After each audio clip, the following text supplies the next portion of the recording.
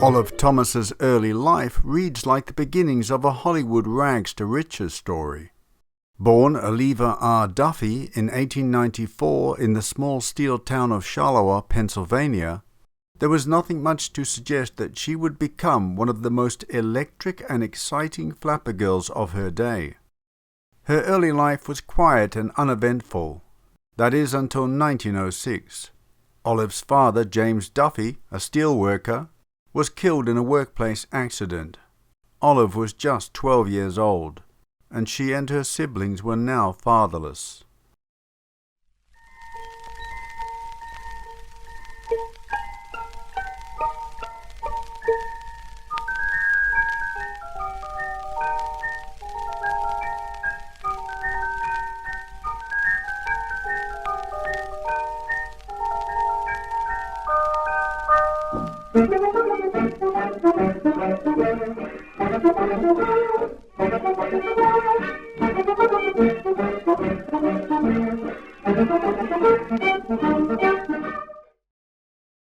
After her father's death, the family moved to McKees Rocks, Pennsylvania. The children would often stay with their grandparents while their mother worked in a factory. Rena would eventually remarry and have another daughter named Harriet, who died at an early age as the result of a car accident. Almost as soon as she turned 14, Olive dropped out of school to take up a full-time job and help support her family. She found work at Joseph Horne's department store in Pittsburgh, where she earned $2.75 a week selling gingham. Family photo album was a fine display. Crinoline and all world fashion of the bygone days. As she slowly turned its pages with a sigh of bliss, Granny's family photo album played a tune like this.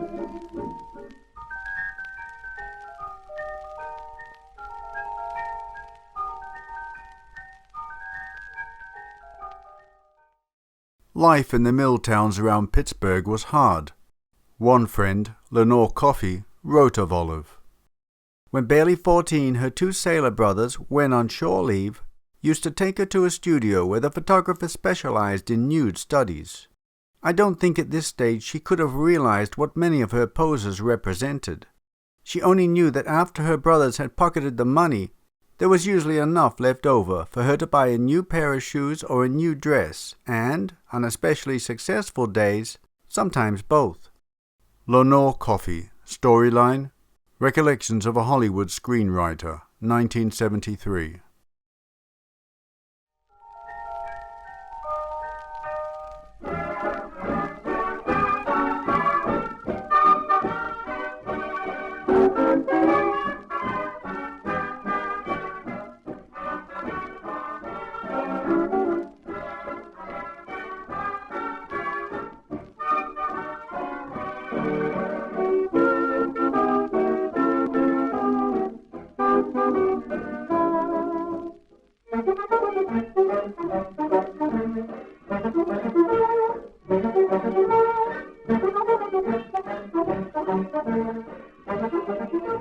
Olive herself, one assumes, was the source of this story.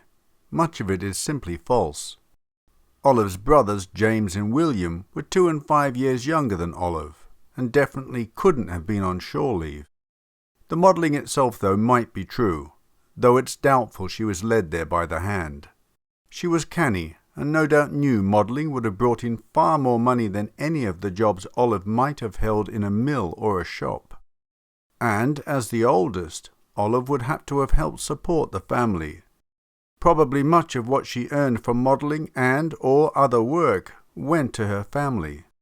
She may well have treated herself to the occasional new dress.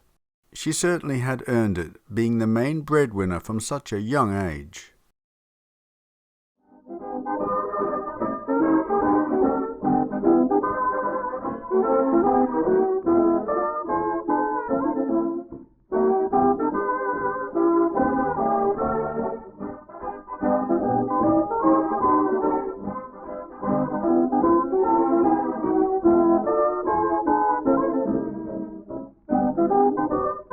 From a young age, Olive Thomas had been blessed or cursed with good looks.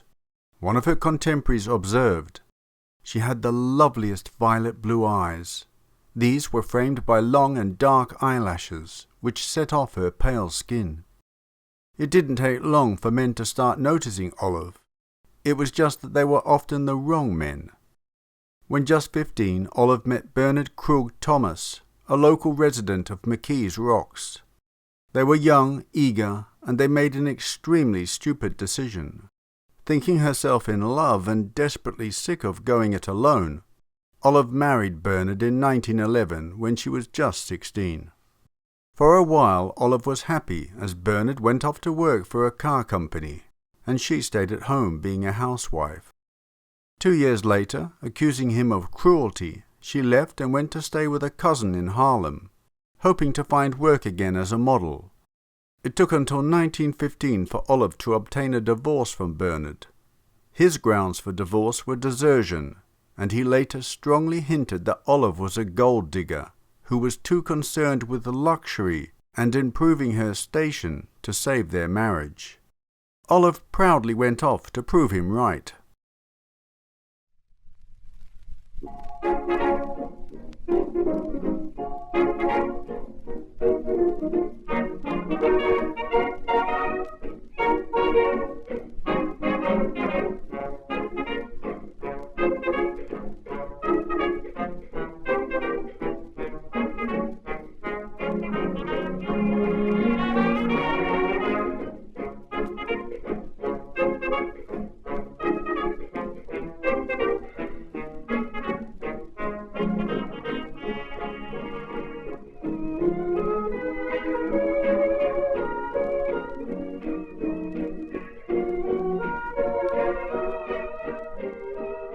Olive was working as a salesgirl in a Harlem department store when, in 1914, she saw a newspaper story announcing that the celebrated commercial artist Howard Chandler Christy, creator of the Christy Girl, would judge a competition to choose the most beautiful girl in New York City.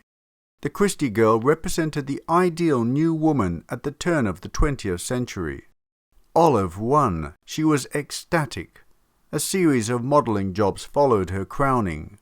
Christy introduced her to Harrison Fisher, who, like Christy and Charles Dana Gibson, who had created the Gibson Girl, had his own girl, the Fisher Girl.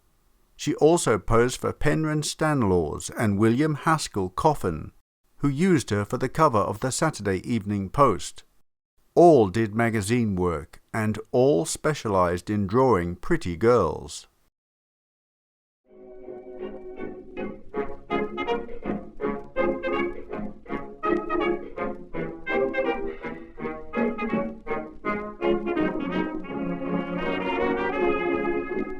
Got the bench, got the park, got the nook, nice and dark, got 'em all, but I haven't got you.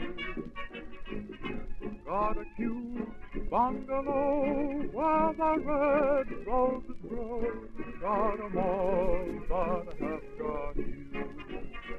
I was a rolling stone till you strolled into my life. I'll be a rolling stone until we're husband and wife. Got a nook, nice and dark, got the bench, got the park, got 'em all, but I haven't got you. Before long, she caught the eye of Florence Ziegfeld Jr. and joined his Ziegfeld Follies. Although different men claimed credit for her success with the Follies, Olive herself said she just walked up to Florence and asked for the job. She was an overnight sensation. Men especially enjoyed her many talents. During her time with the stage, she even posed nude for illustrator Alberto Vargas. In the portrait Memories of Olive, she was portrayed nude from the waist up, holding a rose. Ziegfeld hung the portrait in his office at the New Amsterdam Theatre. Movie historian Terry Ramsey, writing in 1926, described her rapid rise to starlet stardom. She was a sudden sensation, the toast of Broadway.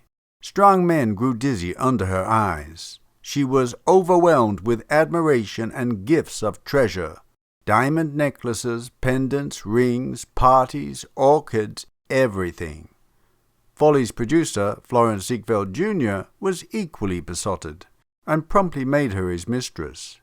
He also cast Olive as the star of his Midnight Frolic, a venue on the roof of the New Amsterdam Theatre. This was a much more risque show than the Follies, open only to invited guests.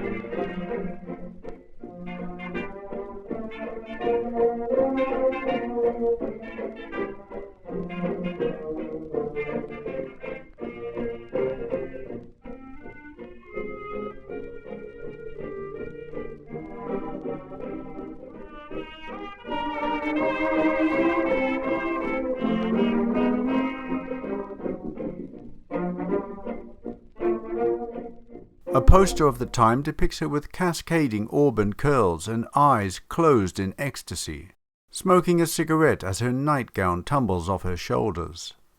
In Midnight Frolic, Olive danced in a costume made from balloons, which was of particular delight for male theatre-goers, who were permitted to pop them with their cigars. Men adored her, but she made enemies among the other Ziegfeld girls. Kay Laurel, the previous favourite of Ziegfeld Jr., detested her. One of her regular customers at the Midnight Frolic was the German ambassador, Albrecht von Bernstorff, an intellectual and diplomat who would later form part of the resistance against the Third Reich. For now, though, his ardent priority was keeping Olive Thomas in luxury. It was whispered that he had once given his favourite girl a string of pearls worth $10,000. Olive was noted as having the face of an angel and the mouth of a sailor, although she never said anything deliberately to offend.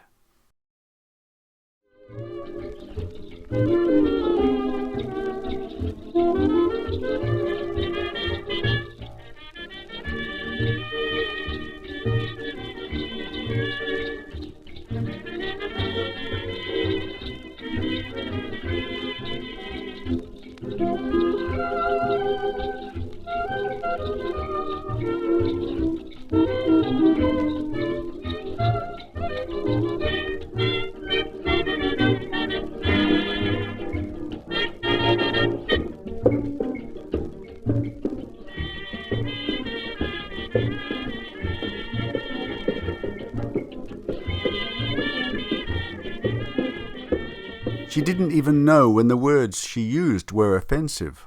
For instance, once in the lobby of a famous hotel, an elderly woman dropped her knitting, and Olive, being the inherently kind soul she was, picked it up and handed it back, at the same time displaying a magnificent diamond ring which caught the old lady's eye. "My, how wonderful to have a ring as beautiful as that!" Olive glanced at the ring and said matter-of-factly, "It's easy, honey. I got this for 2 humps with a Jew in Palm Beach."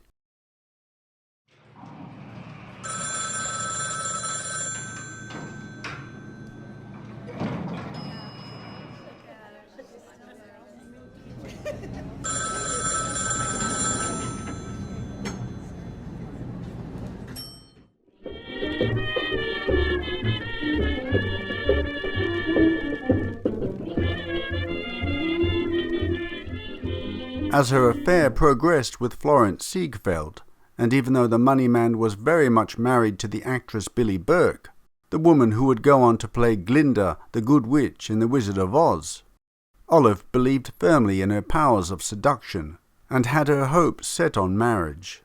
Olive needled him constantly to divorce Billie Burke, and make things official with her. She was in for a rude awakening. Ziegfeld had absolutely no intention of divorcing Billie Burke, especially when he'd been having his cake and eating it for far so long. Olive had the strength of character to not accept second best, and faced with Ziegfeld's resolution, she walked right out of his life. With their soft light, your eyes are promised sweet nights, bring to my soul a longing, a thirst for love divine. In dreams I seem to hold you, to find you and unfold you. Our lips meet and our hearts do, with a thrill so sublime. Those cool and limpid green eyes, a pool wherein my love lies, so deep that in my searching... After flouncing out, she signed a contract with the International Film Company in 1916, making her silent film debut in the 10th episode of Beatrice Fairfax, 1916. That same year, Olive, who was finally free from her previous romantic entanglements, met the strapping actor Jack Pickford while lolling about a beach cafe on the Santa Monica Pier. Jack's sister was none other than Mary Pickford, one of the most bankable stars of her day and the original America's sweetheart. Olive knew a good catch when she saw one. Florence Ziegfeld apparently never forgave Jack for stealing Olive away. Spoiled, immature, and only 20 years old, he had dreams of being an aviator and daring wartime pilot. Instead, he would eventually be discharged from the Navy in disgrace over a scheme to help wealthy young American men avoid military call-up. He and Olive married in 1916, though it was kept secret, probably because his sister did not approve. It was one thing for her younger brother to sow some wild oats. It was quite another for him to marry Olive Thomas. For happiness I fear that they will ever haunt me. All through my life they'll taunt me. But will they ever want me? Green eyes make my dreams come true.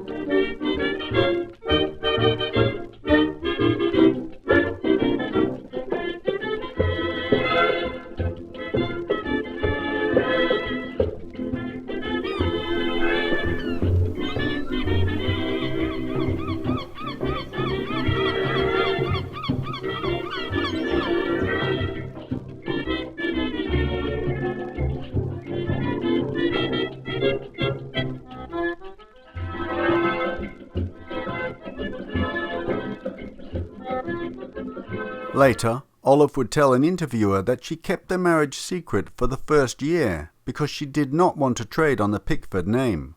Only when she was an established star, she went on, did she disclose the union. Mary Pickford thought Olive belonged to an alien world. The reason she belonged to an alien world was that Olive had been a courtesan. The offers Olive had from rich eligible men after appearing in the Frolics did not involve marriage. These wealthy and amorous men did not just expect an autograph after lavishing Olive with ludicrously expensive gifts.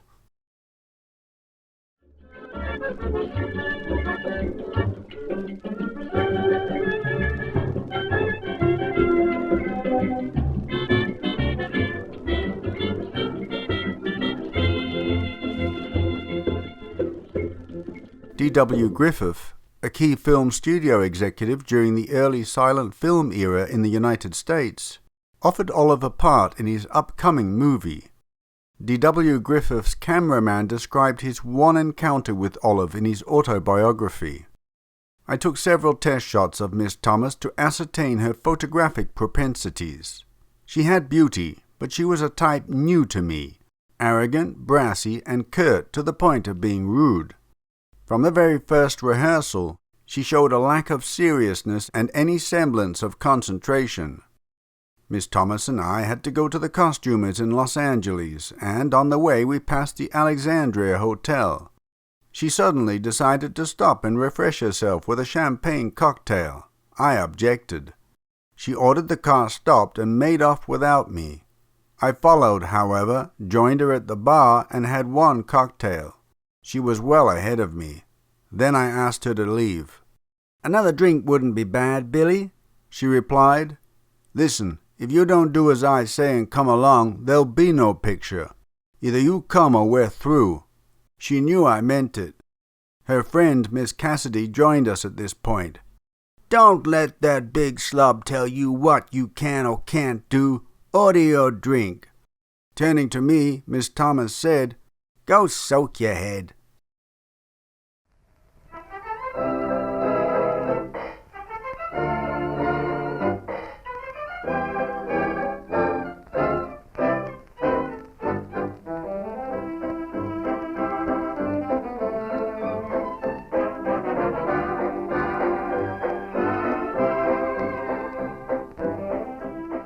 Olive was past the point of having to charm directors, as her brusque dismissal of Billy Bitzer showed.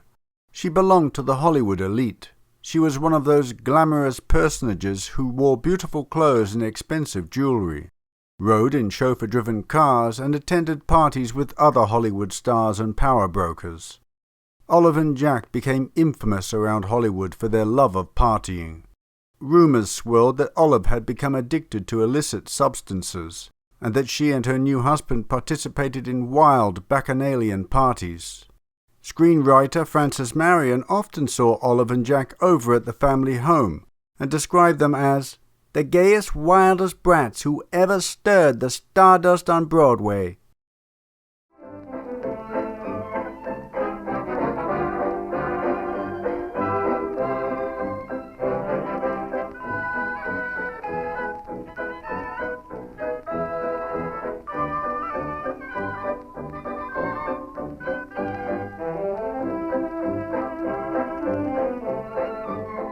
Olive and Jack were swingers, each bedding partners who took their fancy, and in 1920 one of Jack Pickford's illicit affairs ended with him catching syphilis. This diagnosis did nothing to help his volatile relationship with Olive, especially when both their acting schedules led them to being apart for long stretches of time. By 1920 their marriage was officially crumbling, and they came up with a last-ditch effort to save it. That same summer, Olive and Jack decided to take a second honeymoon to Paris in order to rekindle their marriage. From the very beginning, it had all the hallmarks of their old habits. While staying at the luxurious Ritz Hotel, the two often went out drinking and partying in the bohemian Montparnasse district until the wee hours of the morning. After we are married, whenever you're blue, I'll sing a little theme song to you, telling you I love you to music that's new, and that'll be my theme song to you. When the day is through, dear, I'll come to you, dear, each night. After 4 days, Jack left abruptly for England, where his sister was on holiday. He claimed he was simply buying clothes in London, but when he returned, he and Olive had a series of furious fights. In the early hours of Sunday, September the 5th, they went out, but not together. Olive spent the night drinking with friends at a Montmartre bar called the Dead Rat. Sometime in the small hours, the couple came back, separately, to their apartment at the Ritz. But while Jack went straight to bed, Olive stayed up for a while longer. It would be her doom. When the shadows turn up, that's when we'll turn down the light. Sitting in a corner, and what will we do? We'll sing a little theme song, we two.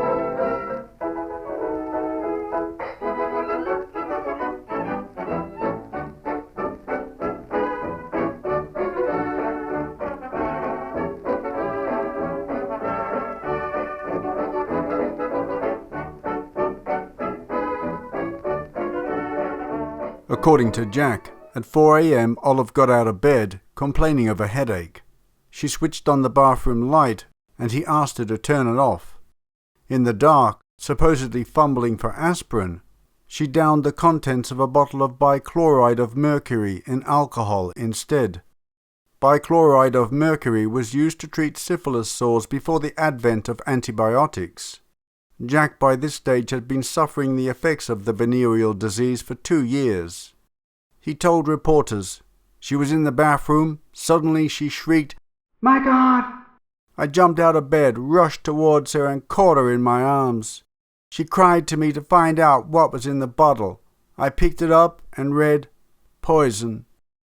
Even drunk and befuddled, it is inconceivable that Olive could have mistaken the liquid for painkillers, as the capsules inside were intentionally shaped like coffins, although the writing on the label was in French, likely adding to her confusion. Love you so, sweetheart mine, for more than you'll ever know. I'm grieving, just grieving, so lonely and blue. My poor heart is breaking in two. You're leaving, just leaving, without saying why, is making me just long to die. For I love you so much. In some versions of his story, Jack called down to room service for eggs and gave his wife the raw whites to help soothe her burning mouth. But he didn't ring for help straight away. He blamed a delay in summoning a doctor on his failed attempts to contact the American Hospital of Paris. Olive was taken to the hospital in Neuilly-sur-Seine, unable to tell doctors what had happened, because the corrosive had ravaged her throat. By the following day she was in a coma. For nearly a week Olive fought for her life. As the mercury travelled through her body, her final words were reportedly, "It's all a mistake, darling Jack," and "I'll be all right in a little while, don't worry." An hour later, with Jack holding her in his arms, Olive Thomas passed from this world aged just 25.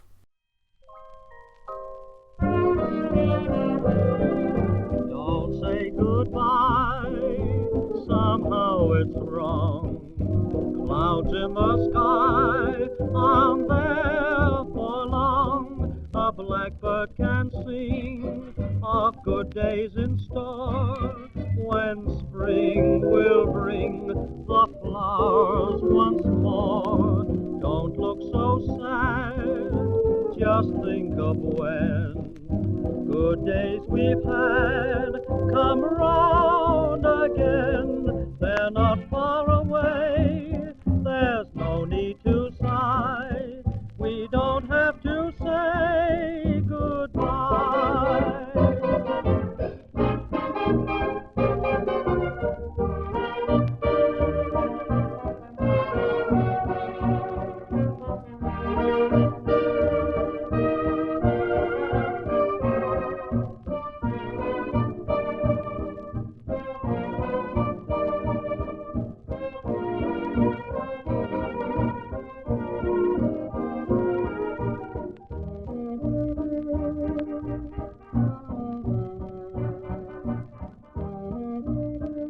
When he brought her body back to America by boat, he was in such a wild, desperate state of mind that he tried to kill himself right then and there, going up on deck with the plan to throw himself over the railing and into the ocean.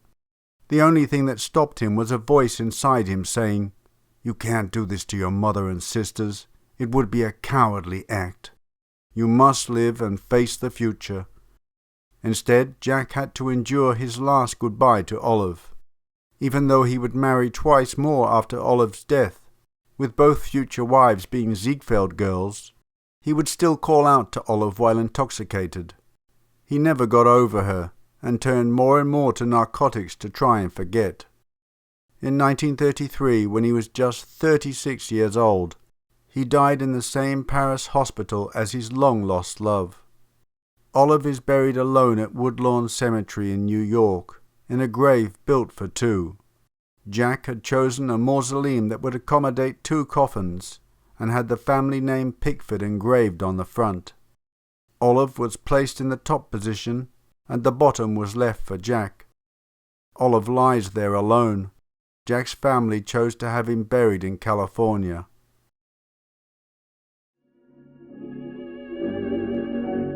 Good night, sweetheart, till we meet tomorrow. Good night, sweetheart.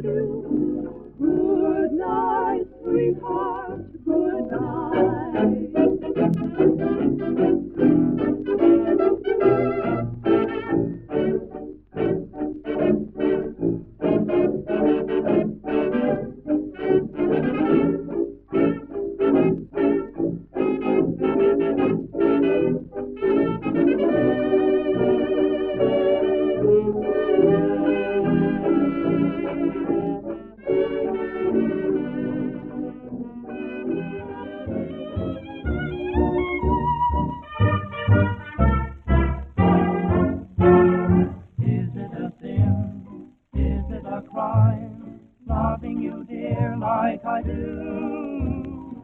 If it's a crime, then I'm guilty, guilty of loving you. Maybe I'm wrong, dreaming of you, dreaming of lonely nights through. If it's a crime, then I'm guilty, guilty of dreaming of you. What can I do? What can I say after I've taken the blame? You say you're through, you'll go your way, but I'll always feel just the same. Maybe I'm right, maybe I'm wrong, loving you, dear, like I do. If it's a crime, then I'm guilty, guilty of loving you. Well, my dears, another rags to riches story, and with an equally tragic ending. Poor Olive. Poor Olive. It was all a bit too much for her, wasn't it? This heady rocket ride into stardom, marrying one of the most eligible bachelors in the USA at the time.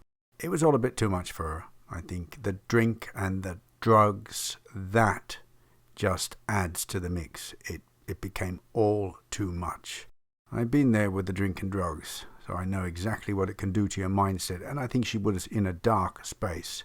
You know, if you're doing that relentlessly days on end, as she was doing, as I did too back then, you get into a dark place. And that's where she was, and it mentioned a few times in the newspaper clippings that she was suffering from a nervous breakdown. Now, when I research these stories, initially I do my research from what is available on the internet. And then afterwards, I usually, if there's information to be found, I do a bit of squirreling on the microfiche of the old newspapers, and sometimes I can find out more, as I did in this case. As far as I could see, it was never mentioned online that she had a nervous breakdown. I found that out by looking on the microfiche myself. It mentioned there in a few articles. I'll put them on the screen now. You can see where it mentions she had a nervous breakdown. It just mentions that she had an argument with him. After he came back from England. That may or may not be true, but it also said that on that night they went their separate ways. Well, I have found in my microfiche search an article which would go against that, which states that they were together on that fateful evening. Let me read it out to you. I'll put it up on the screen now and read it out to you. Now, I didn't find this anywhere in the internet available. I found this in a microfiche search of the old newspapers. So here it mentions they had a terrific quarrel. Actually, in returning to their hotel, Jack and she had a terrific quarrel over their flirtations of the evening, and, stung by her husband's jealous taunts, Olive rushed from the bedroom and drank the poison that, in a few days, ended the promising film career that had only just begun. From the shock of that tragedy, Jack Pickford never recovered, and, in an effort to forget it, he plunged into a welter of dissipation.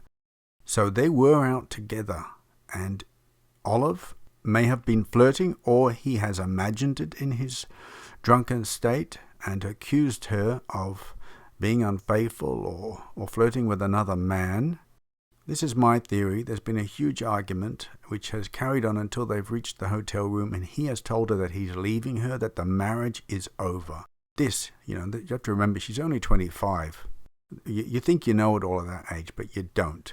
And she would have been so distraught at hearing this that, in an attempt to gain his love, to get his attention, she's took this poison, not fully aware of the consequences of doing that. She might have thought, she could just vomit it up or take it to the hospital and they fix her up. I don't think she had any idea that it was going to kill her. But I guess it could be classed as a suicide attempt. But I don't think she meant to carry through with it. I think it was that desperate moment. She's drunk. They're both drunk. They're furious. She's absolutely distraught. And, she can't think of any other thing. She's losing the man she loves. I think that's what's happened. Let me continue reading the following newspaper clippings I found.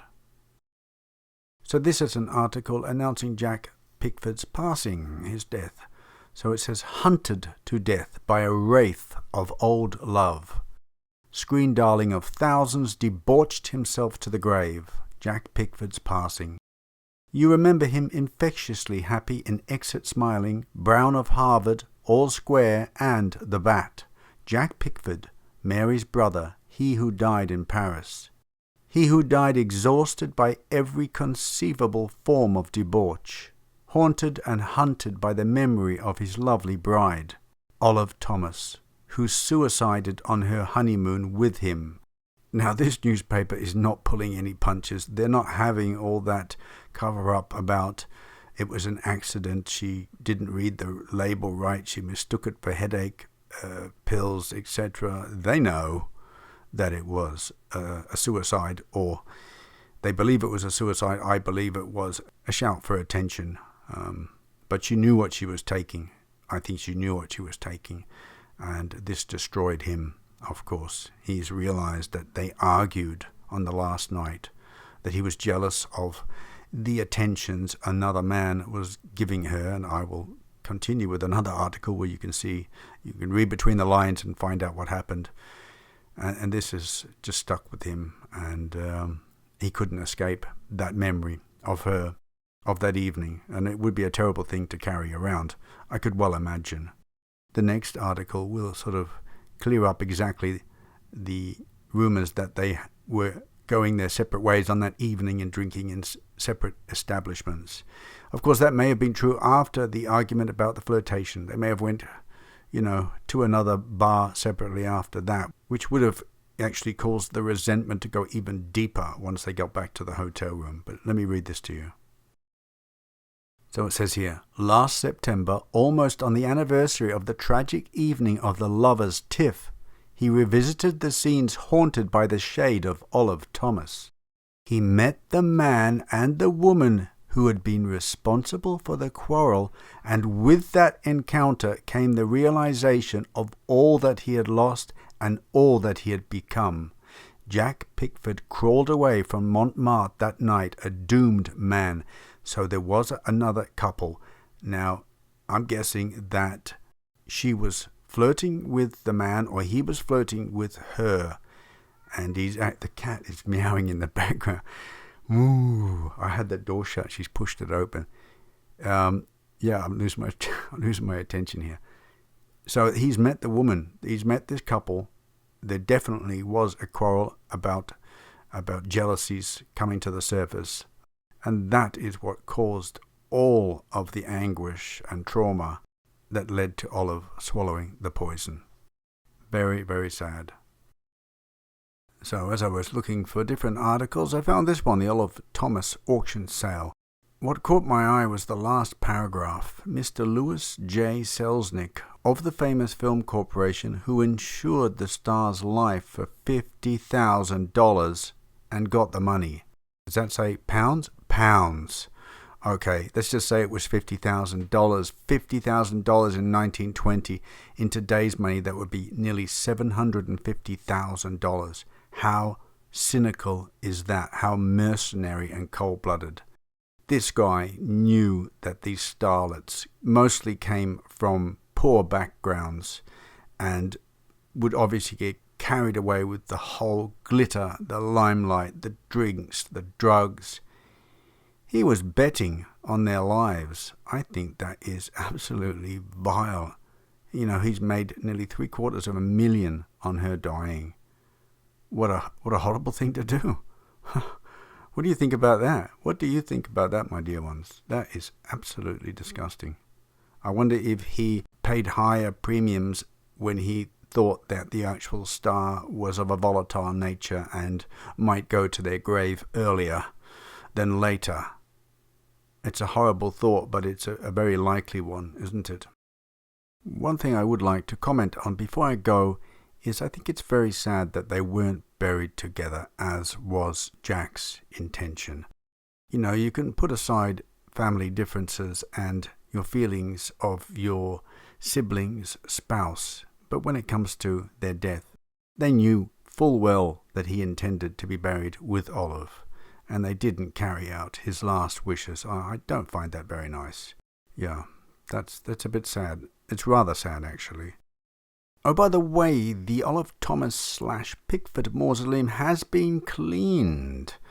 It has been professionally cleaned, the stonework and the metalwork on the door. It's been beautifully restored, but I quite like it with the moss and lichen covering it. I love that sort of gloomy Victorian, even though it wasn't the Victorian era. I just love that look. You know what I mean. As an oddite, you would know what I mean. I like that. It all looks too gleaming now, but I guess that's how it looked when they placed poor Olive inside of it. Oh, and the door of the vault is not really open. I just created that in Photoshop. Yes, it is firmly closed against grave robbers and necromancers. I would love to get out to that cemetery and check out the mausoleum of Olive Thomas. I would also love to go and see the New Amsterdam Hotel. It's still there. I'm grateful that they haven't demolished it. It's quite amazing. I fully expected them to do so, but it's still standing. That's great. And by the way, there will be a sequel to this. I'm not going to say anything now, but other tragedies followed. So there will be a follow-up for those who are fans of 1920s glamour and tragedy. And on that note, my dear ones, thank you as always for your support and for being with me during this presentation. I do hope you've enjoyed it. Take care, God bless, and bye-bye.